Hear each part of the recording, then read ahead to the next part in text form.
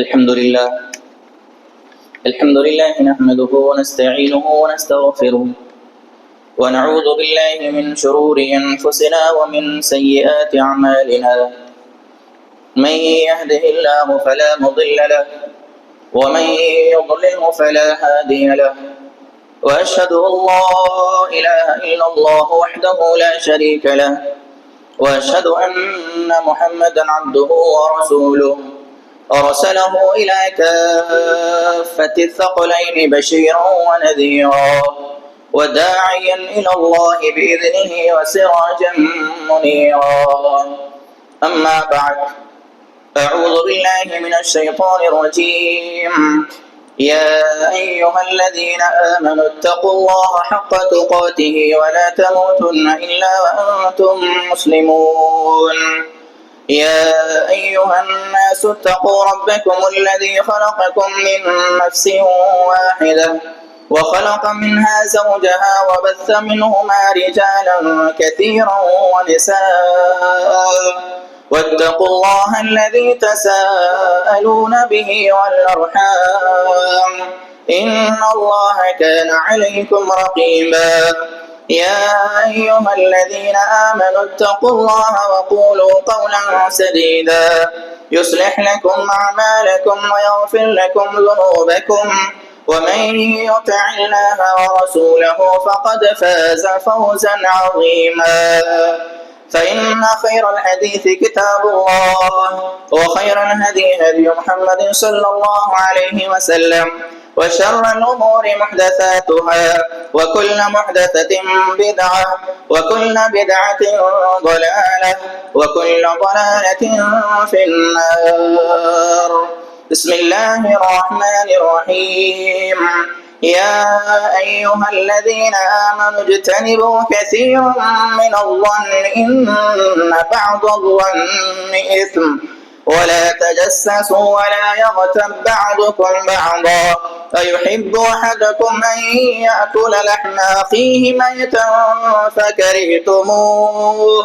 واتقوا الله إن الله تواب رحيم.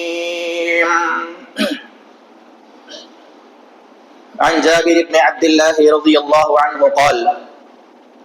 كنا مع النبي صلى الله عليه وسلم فارتفعت ريح جيفة منتنة، فقال رسول الله صلى الله عليه وسلم: أتدرون ما هذه الريح؟ هذه ريح الذين يغتابون المؤمنون. رواه अहमद। हर किस्म की तारीफ, हम्दो सना, बड़ाई, किब्रियाई, पाकीज़गी, बुज़ुर्गी और बरतरी उस अल्लाह रब्बुल आलमीन अहकमुल हाकिमीन के लिए लायक, ज़ेबा और सज़ावार है, जिसने सातों ज़मीनों और सातों आसमानों को पैदा किया। हर किस्म की बंदगी, हर किस्म की इबादत उसी वहदहू ला शरीक के लिए है।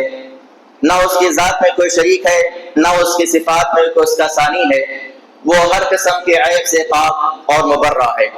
सुब्हान मा ज़मा शानुहु, सुब्हानल्लाहि व बिहम्दिही, सुब्हानल्लाहिल अज़ीम। बादहू दरूद व सलाम का नुज़ूल हो तमाम अंबिया किराम अलैहिमुस्सलातु वस्सलाम पर, जिन्हें अल्लाह रब्बुल आलमीन ने अपने पैगाम के साथ और अपनी दावत के साथ मुख्तलिफ इलाकों, बस्तियों, कौमों और कबीलों में रवाना किया था। जिन्होंने अल्लाह रब्बुल आलमीन की दावत को और उसके पैगाम को अल्लाह के बंदों तक कमा हक़ पहुँचाया। खुसूसन मेरे और आपके आखिरी नबी अहमद मुश्तबा, महबूब किबरिया, पैगम्बर रब्बी अर्ज़ व समा, इमामुल हरमैन, इमामुल क़िबलतैन, जनाब मुहम्मदुर रसूलुल्लाह सल्लल्लाहु तआला अलैहि व अला आलिहि व अस्हाबिहि व बारक वसल्लम पर, कि जिन्हें अल्लाह रब्बुल आलमीन ने दुनिया जहान की तमाम गंदगियों और खराबियों और बुराइयों को मिटाने के लिए इस कायनात के अंदर रवाना किया, और जिनकी नबूवत और रिसालत सारी कायनात वालों के लिए है और ता क़ियाम क़ियामत बाकी रहने वाली है। अल्लाहुम्मा सल्लि अला मुहम्मद व अला आलि मुहम्मद कमा सल्लैता अला इब्राहीम व अला आलि इब्राहीम इन्नका हमीदुम मजीद। अल्लाहुम्मा बारिक अला मुहम्मद व अला आलि मुहम्मद कमा बारकता अला इब्राहीम व अला आलि इब्राहीम इन्नका हमीदुम मजीद। अज़ीज़ान मुहतरम, बुजुर्गों, नौजवान साथियों और इस्लामी माँ और बहनों, अल्लाह रब्बुल आलमीन ने محمد الرسول اللہ صلی اللہ علیہ وسلم کو اس کائنات کے اندر بھیجا، جہاں آپ کو اللہ رب العالمین نے ایک اللہ کی بندگی کی دعوت دینے کا حکم دیا، جہاں اللہ رب العالمین نے نبی آخر الزمان محمد الرسول اللہ صلی اللہ علیہ وسلم کو لوگوں کو تمام قسم کے شرک کی گندگیوں سے بچنے اور بچانے کا حکم دیا، وہیں پر ساتھ ہی ساتھ اللہ رب العالمین نے اپنے آخری پیغمبر صلی اللہ علیہ وسلم کے ذریعے اس بات کا بھی اہتمام کروایا کہ معاشرے میں، سماج میں پائی جانے والی تمام گندگیوں کو بھی دور کیا جائے، انسان کے جسم کو بھی پاک و صاف کیا جائے، انسان کی روح کو بھی پاک و صاف کیا جائے، اس کا ظاہر بھی پاک ہو اور اس کا باطن بھی پاک ہو۔ اور ایسے ہی اللہ رب العالمین کو قلب مقصود ہے، اور ایسے ہی دل اللہ رب العالمین کے پاس نجات پانے والے ہیں، جس کا تذکرہ اللہ رب العالمین نے اپنے کلام حکیم کے اندر کیا کہ إِلَّا مَنْ أَتَى اللَّهَ بِقَلْبٍ سَلِيمٍ۔ قیامت کے دن جنت میں داخل ہونے والے وہی لوگ رہیں گے جن کا دل صاف ستھرا، سیدھا اور پاک رہے گا۔ تو اللہ رب العالمین نے اپنے پیغمبر صلی اللہ علیہ وسلم کے ذریعے تمام قسم کی گندگیوں کو، ناپاکیوں کو، برائیوں کو، خرابیوں کو، گناہوں کو دور کرنے کا مکمل بندوبست فرمایا، چاہے وہ معاملہ عبادات کا ہو، چاہے وہ معاملہ سماجیات کا ہو، چاہے وہ معاملہ معاشرے کا ہو، چاہے وہ معاملہ آپسی لین دین کا ہو، چاہے وہ معاملہ شادی بیاہ سے متعلق ہو، چاہے وہ معاملہ جو ہے کاروبار سے متعلق ہو، کسی بھی معاملے میں انسان کو جو ہے ادھورا نہیں چھوڑا گیا، بلکہ ہر معاملے میں اس کی رہنمائی کی گئی۔ اسی لیے اللہ رب العالمین نے قرآن مجید کے بارے میں فرمایا کہ اِنَّا نَحْنُ نَزَّلْنَا الذِّكْرَ وَإِنَّا لَهُ لَحَافِظُونَ، یہ کتاب ہم نے اس کو نازل کیا اور یہ کتاب قیامت تک محفوظ رہنے والی ہے۔ اس میں اللہ رب العالمین نے قیامت تک آنے والے تمام مسائل کا حل بیان کر دیا، اور اس میں کوئی ایسا مسئلہ آپ کو نہیں ملے گا جو انسان کو تشنا اور پیاسا چھوڑ دے۔ اسی سلسلے میں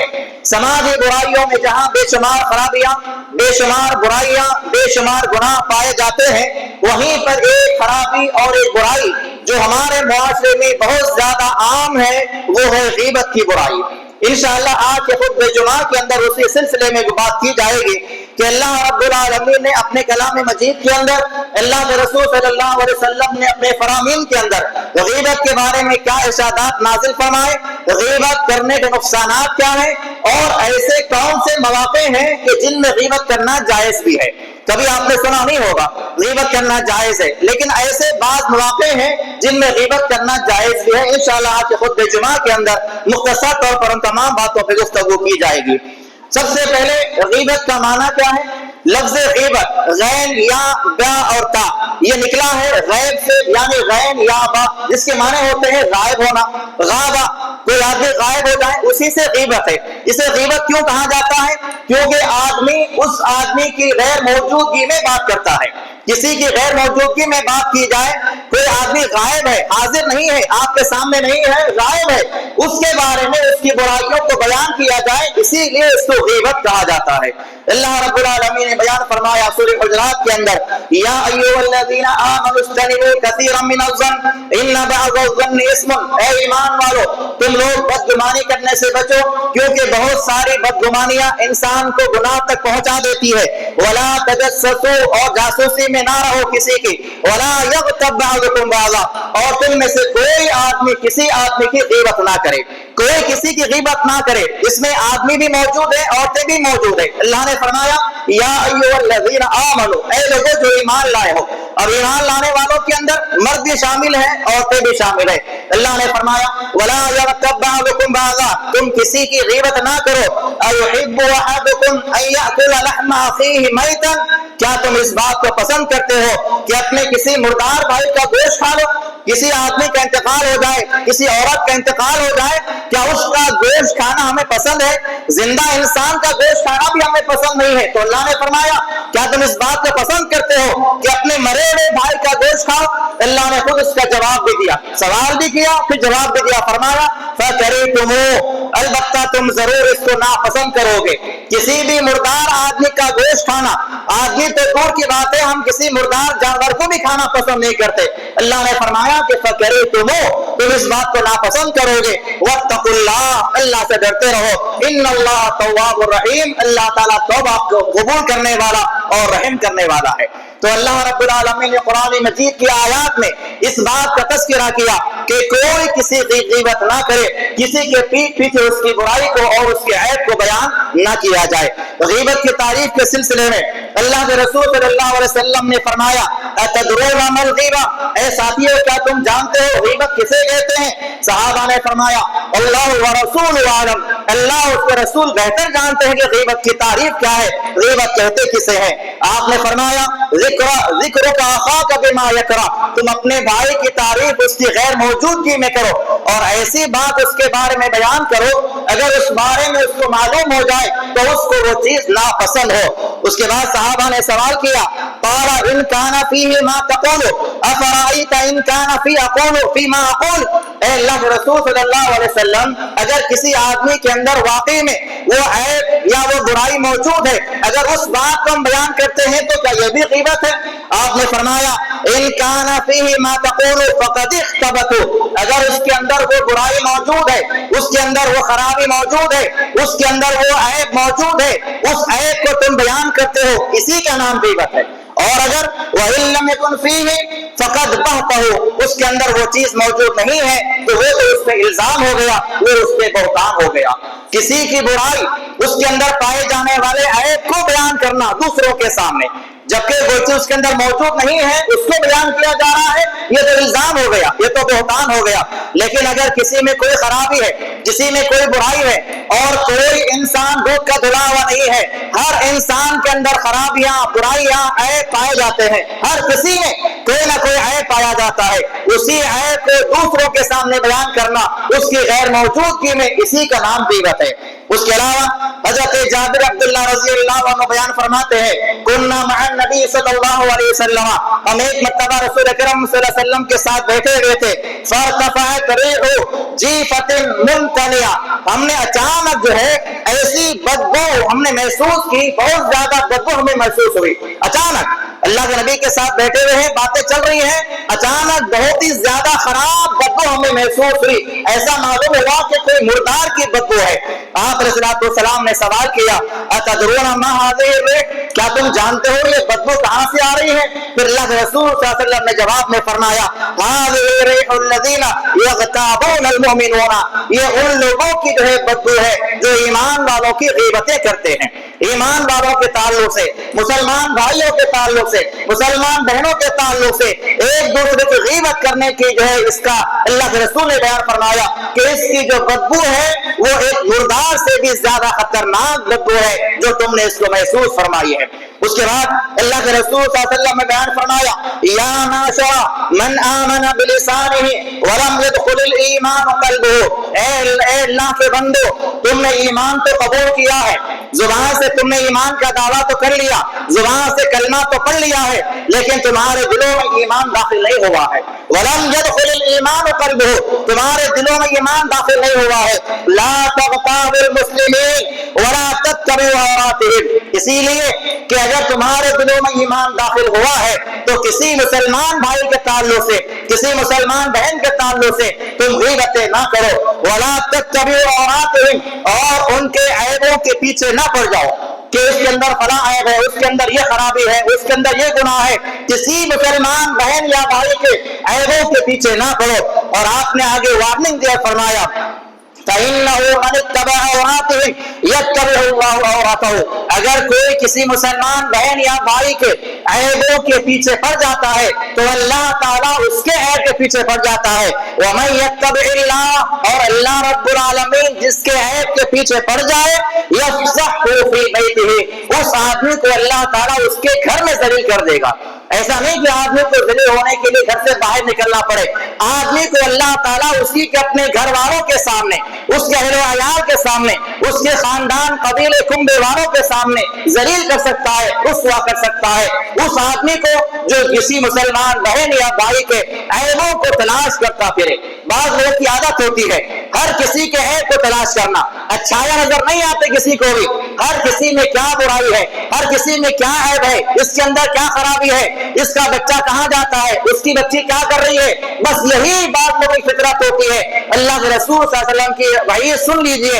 اللہ کے رسول نے فرمایا جو کسی مسلمان کے عیبوں کے پیچھے پڑا رہتا ہے اللہ تعالیٰ اس کے عیب کے پیچھے پڑ جاتا ہے، اور اللہ جس کے عیب کے پیچھے پڑ جائے اللہ تعالیٰ اس کو اس کے گھر میں ذلیل کر سکتا ہے۔ باہر جانے کی ضرورت نہیں ہے، اللہ کے پاس یہ طاقت ہے، اللہ کے پاس یہ قدرت ہے کہ اللہ اس کو اسی کے گھر میں ذلیل کر دے، رسوا کر دے۔ اور اس کے علاوہ بڑی مشہور حدیث ہے اللہ کے رسول صلی اللہ علیہ وسلم کے تعلق سے آپ نے فرمایا، اللہ رضی اللہ فرماتے ہیں مر النبی صلی اللہ علیہ وسلم بقبرین، اللہ کے رسول صلی اللہ علیہ وسلم کا گزر جو ہے دو قبروں کے پاس سے ہوا۔ آپ جا رہے تھے قبرستان سے گزر ہوا، آپ نے دیکھا وہاں پر دو قبریں ہیں، آپ نے فرمایا صحابہ سے انہما لیعذبان وما یعذبان من کبیر، یہ دو قبر والے جو ہیں اس کے اندر موجود ہیں، انہیں عذاب دیا جا رہا ہے، اور ان کو عذاب کسی بڑے گناہ کی وجہ سے نہیں دیا جا رہا ہے۔ یہاں پر بڑے گناہ سے مراد یہ نہیں ہے کہ غیبت کرنا چھوٹا گناہ ہے، بلکہ آپ نے اس طرح ارشاد فرمایا کہ یہ ایسے گناہ تھے جس کی وجہ سے ان کو عذاب دیا جا رہا ہے کہ جس کا چھوڑنا ان کے لیے آسان تھا، اس گناہ سے بچنا ان کے لیے آسان تھا، لیکن پھر بھی انہوں نے اس گناہ سے نہیں احتیاط کیا اور اس گناہ سے نہیں بچے۔ فرمایا اما احدہما فیعذب فی البول، اس میں سے ایک قبر کے اندر جو عذاب دیا جا رہا ہے اس لیے دیا جا رہا ہے کہ اپنے پیشاب کے قطروں سے وہ بچا نہیں کرتا تھا، جب بھی پیشاب کرتا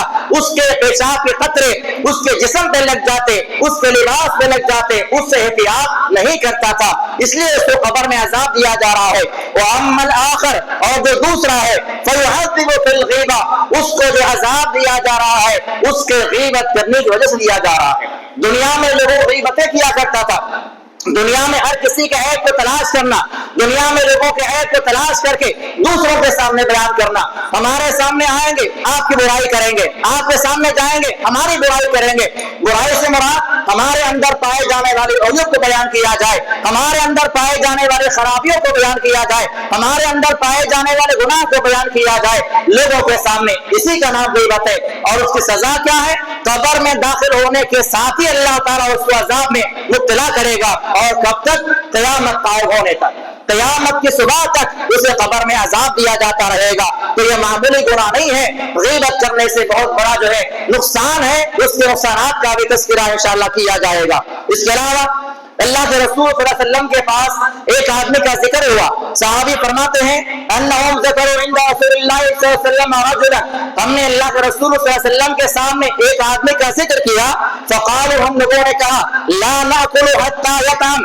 ولا نرحل حتی یرحل، یا رسول اللہ یہ جو فلاں آدمی ہے یہ آدمی جب تک کھانا نہیں کھاتا، ہم میں سے کوئی کھانا نہیں کھاتا، جب تک یہ آدمی سوارے پر سوار نہیں ہوتا ہم میں سے کوئی سوار نہیں ہوتا، یعنی یہ آدمی اتنا زیادہ سست ہے، اتنا زیادہ کاہل ہے کہ وہ بہت زیادہ آہستہ کام کرنے والا ہے، اس کی وجہ سے ہمیں انتظار کرنا پڑتا ہے، ہمیں تکلیف ہوتی ہے، ہم اس کے لیے کھانا دسترخوان بچھا دیتے ہیں، اب وہ آنے میں تاخیر کرتا ہے، سستی کے ذریعے کاہلی سے آرام سے آتا ہے، اس کی وجہ سے ہمیں تکلیف پہنچتی ہے۔ اللہ کے رسول صلی اللہ علیہ وسلم نے فرمایا ایک تم ہو کہ تم لوگ اپنے بھائی غیبت کر رہے ہو۔ لوگوں نے کہا یا رسول اللہ انما حدثنا بما فیہ قال، ہم تو وہی بات بیان کر رہے ہیں جو اس کے اندر موجود ہے، ہم اس کے بارے میں غلط بات بیان نہیں کر رہے ہیں، ہم کوئی جھوٹی بات بیان نہیں کر رہے ہیں، ہم اس کے بارے میں الزام نہیں لگا رہے ہیں، واقعی میں ایسا ہی آدمی ہے وہ، اس کے اندر یہ چیز پائی جاتی ہے، تو کیا یہ بھی غیبت ہو گئی؟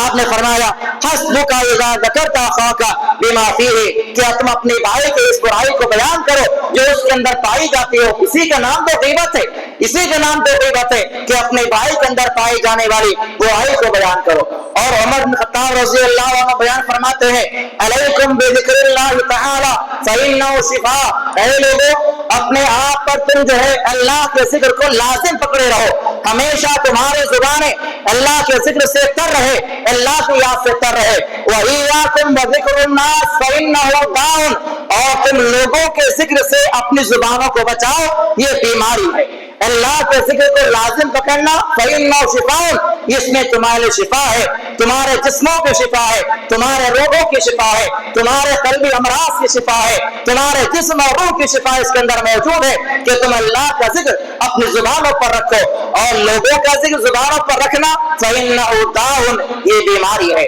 یعنی اللہ رب العالمین کو یاد کرنا ہمارے لیے فائدہ مند ہے، اور لوگوں کا ذکر اپنی زبانوں پر رکھنا اس سے مراد غیبت ہے کہ اس نے کیا کیا، اس نے کیا کمایا، اس نے کیا کیا، اس کا عمل ایسا، اس کا ایسا عمل، یہ ساری باتیں لوگوں کے تذکرے کرنا یہ بیماری ہے، اور ایسی بیماری انسان کے دل میں آ جاتی ہے تو اس کے بڑے نقصانات ہوتے ہیں، انسان کے دل سے جو ہے اللہ تعالیٰ اس کا اپنا خوف نکال دیتا ہے، اور اس کے علاوہ بے شمار اس کے نقصانات ہیں۔ اس کے علاوہ اللہ کے رسول صلی اللہ علیہ وسلم نے بیان فرمایا من کانت لہ مظلمۃ لأخیہ من عرضہ او شیء، اگر کسی شخص نے کسی پر ظلم کیا ہے، کسی کی ذات کے ساتھ کھلواڑ کیا ہے، کسی کی ذات پر جو ہے الزام تراشیاں کی ہے، کسی کے ذات کے بارے میں غیبتیں کی ہے، تو دنیا کے اندر اس دن کے آنے سے پہلے اس سے معافی مانگ لے، کیونکہ اس دن کے آنے کے بعد جو ہے نہ وہاں پر دینار کام آئے گا، نہ وہاں پر درہم کام آئے گا، لا یکون دینار ولا درہم،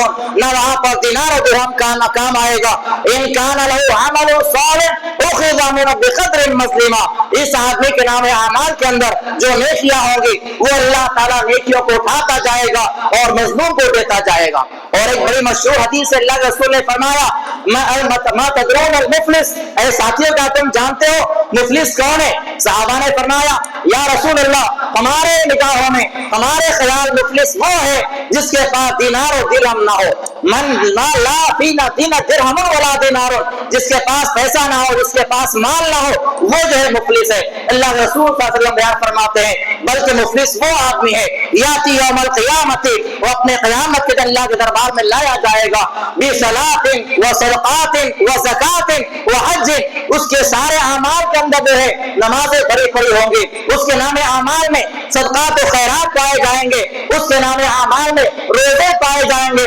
ساری اچھائیاں اس کے نام اعمال کے اندر پائی جائیں گی، لیکن ساتھ میں کیا لائے گا؟ قشتم ھذا وقد قذف ھذا واکل مال ھذا وسفك دم ھذا، کسی کو مارا ہوگا، کسی کو قتل کیا ہوگا، کسی پہ الزام لگایا ہوگا، کسی پہ غیبت کیا ہوگا، کسی پہ ظلم کیا ہوگا، یہ سارے دعوے دار اللہ کے دربار میں آئیں گے اور کہیں گے کہ یا اللہ اس آدمی نے ہم پہ ظلم کیا تھا، اللہ حکم دے گا فرشتوں کو کہ اس کے نیکیوں کو اٹھاتے جاؤ، ان لوگوں کو دیتے جاؤ، یہاں تک کہ سارے کے سارے نیکیاں ختم ہو جائیں گی۔ نمازیں لے کر آیا تھا، سارے اب اس کے اعمال نامے کے اندر اچھائیاں موجود تھی، اب وہ سارے نیکیاں لوگوں میں تقسیم کر دی جائیں گی، اب اس کے نام اعمال میں ایک بھی نیکی باقی نہیں رہے گی، لیکن دعوے دار باقی رہیں گے۔ ابھی بھی لوگ آ رہے ہوں گے یا اللہ ایسا ایسا معاملہ ہے، ہمارے ساتھ یہ کیا، ہمارے ساتھ یہ کیا، نیکیاں ختم ہو گئی، دعوے دار باقی ہے، اب کیا ہوگا؟ اللہ حکم دے گا فرشتوں کو کہ ان تمام دعوے داروں کے گناہوں کو اٹھاتے جاؤ،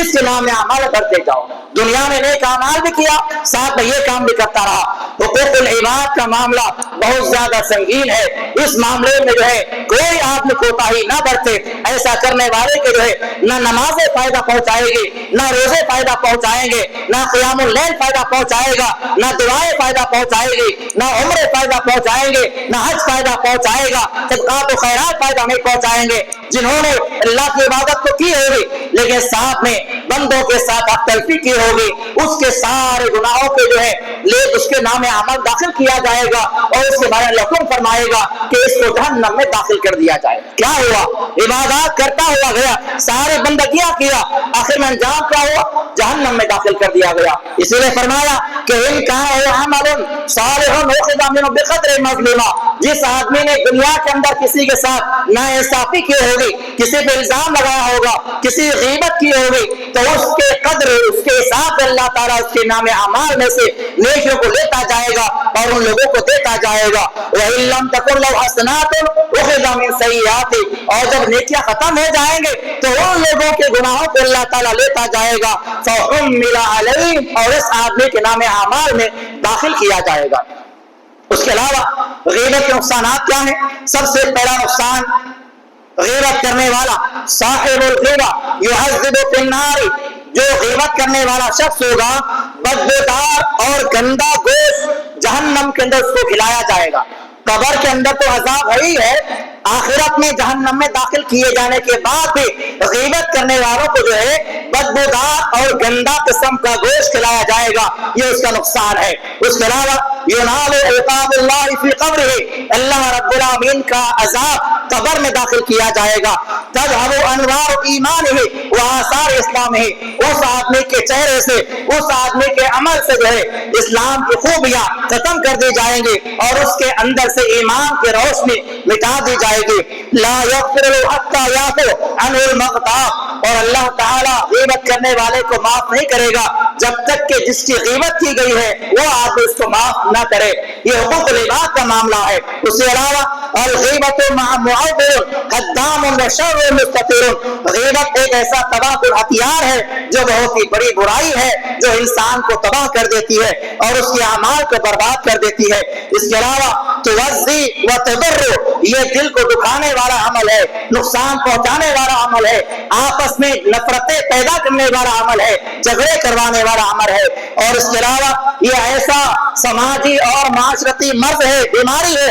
जो मुसलमानों के दरमियान में पाए जाने वाले मोहब्बत को तोड़ देता है। ये गीबत एक ऐसा मर्ज है, एक ऐसी बीमारी है जो मुसलमानों के अंदर पाए जाने वाली मोहब्बत को और अख़ुवत को तोड़ देता है, खत्म कर देता है। उसके अलावा दलीलुन अला ख़स्सतुल मग़ताब, गीबत करने वाला शख्स जो है कम ज़र्फ़ होता है और उसके पस्त किरदारी का सबूत मिलता है। उसके अलावा गीबत का सबसे बड़ा नुकसान ये है कि गीबत का अमल जो है सूद से ज्यादा खतरनाक है, सूद के गुनाह से ज्यादा खतरनाक गुनाह गीबत का गुनाह है। अल्लाह रसूल ने फरमाया, अबू दाऊद की रिवायत है, इन्ना मिन अर्बर रिबा अल इस्तिताला फी इर्दिल मुस्लिम बिगैर हक़, कि किसी मुसलमान की इज्जत को उछालना, किसी मुसलमान के ऐब को लोगों के सामने बयान करना, ये अमल सूद से भी ज्यादा खतरनाक और बुरा अमल है। उसके अलावा जो है गीबतों के ताल्लुक से जो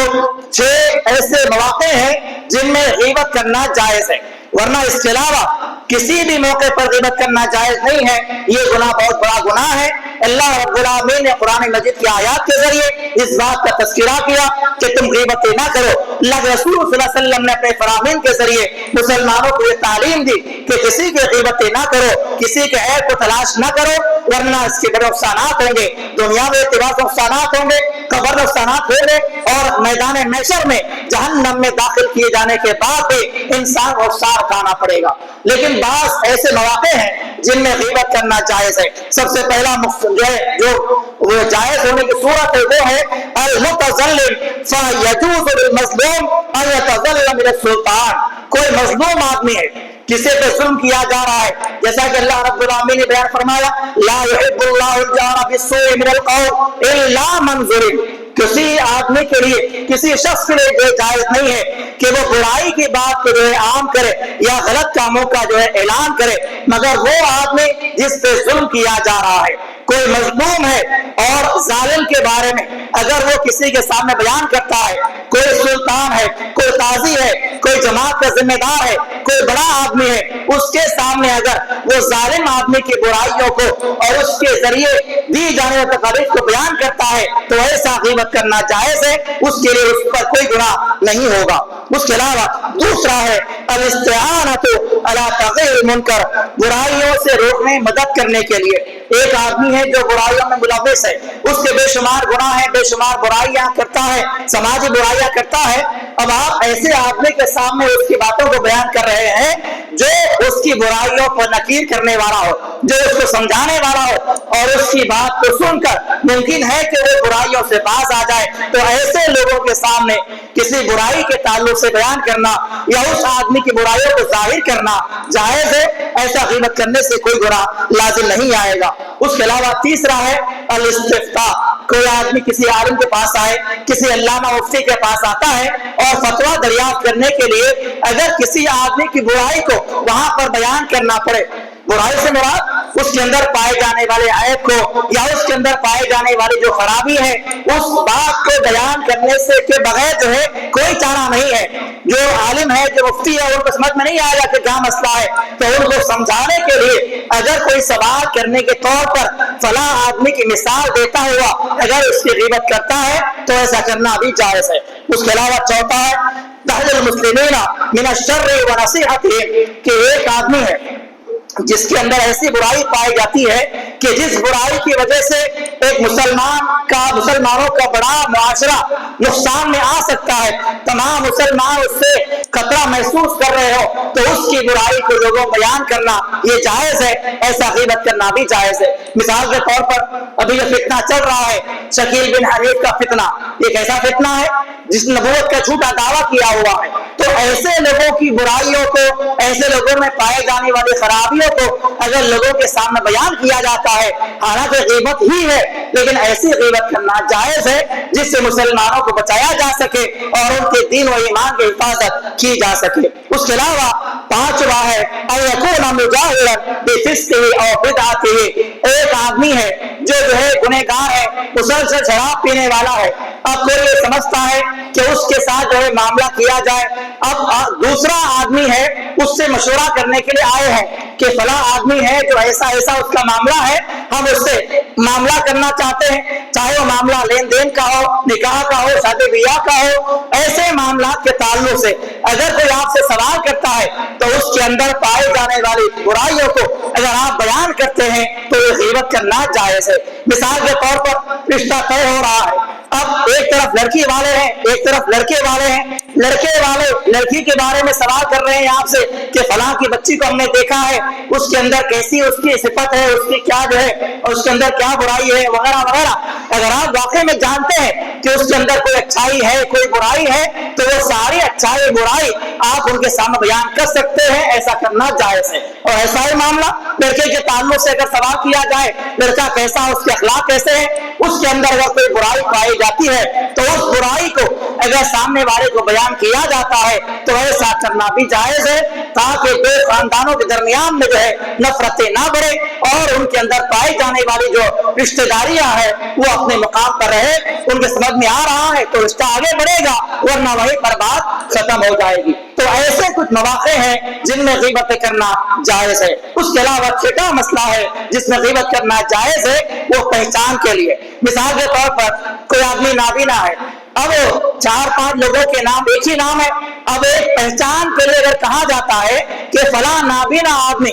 مثال کے طور پر 4 نام زید ہے، ایک شہر میں مسجد میں آنے والے 4 لوگ ہیں جن کے نام زید ہے، اب اگر آپ کہیں گے کہ زید نے ایسا کہا ہے تو ہمیں کنفیوز ہوگا کہ کون سا زید ہے، تو اس کے اندر پائی جانے والے کسی عیب کو بیان کر کے پہچان کے لیے ایسا کیا جاتا ہے تو ایسا کرنا جائز ہے کہ نابینا جو زید ہے اس نے ایسا کہا ہے، تو کسی کی پہچان کے لیے اس کے عیب کو بیان کیا جاتا ہے تو اس طرح سے غیبت کرنا جائز ہے۔ تو یہ 6 غیبت کرنے کے جائز صورتیں ہیں، اس کے علاوہ تمام کی تمام صورتیں غیبت کی ناجائز ہے، حرام ہے، اس کے بڑے گناہ ہیں۔ اللہ تعالیٰ قیامت کے دن اور قبر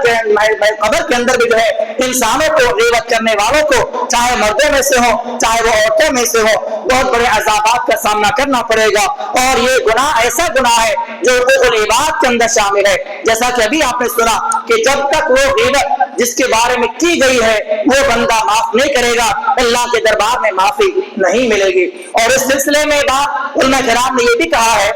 کہ اگر مثال کے طور پر آپ نے کسی کی غیبت کی ہے، اس غیبت جس کے بارے میں آپ نے کی ہے اس تک یہ بات نہیں پہنچی ہے، اس کے علم میں نہیں آیا کہ آپ نے اس سے غیبت کی ہے، تو اب اس کا کفارہ کیا ہے، کیسے آپ معافی مانگے اس سے؟ آپ اللہ سے اس کے تعلق سے دعا کرتے رہیں، اس کے درجات کے بارے میں، اس کی مغفرت کے بارے میں، اس کی کمائی کے بارے میں، اس کے حق میں دعائیں کرتے رہیں تو آپ کی دعائیں وہ کفارہ بن جائیں گی، اور قیامت کے دن جو ہے وہ بندہ اللہ کے دربار میں اپنا فیصلہ یا اپنا دعویٰ لے کر آپ کے سامنے حاضر نہیں ہوگا۔ تو یہ غیبت کا جو نقصانات ہے آپ کے سامنے میں نے بیان کیے، یہ سماجی برائی ہے، یہ معاشرتی برائی ہے جو آج کل بہت زیادہ لوگوں میں دیکھنے میں آتی ہے، چاہے وہ مردوں میں سے ہو چاہے وہ خواتین میں سے ہو، ہر دو کے اندر یہ معاملہ بہت زیادہ پایا جاتا ہے۔ ہمیں چاہیے کہ ایسی سماجی برائیوں سے خود بھی احتیاط کرنے والے بنے اور لوگوں کو بھی اس سے بچانے کی ہم کوشش کرتے رہیں۔ اللہ رب العالمین دعا ہے اللہ تعالیٰ جو خود بھی کہا گیا ہے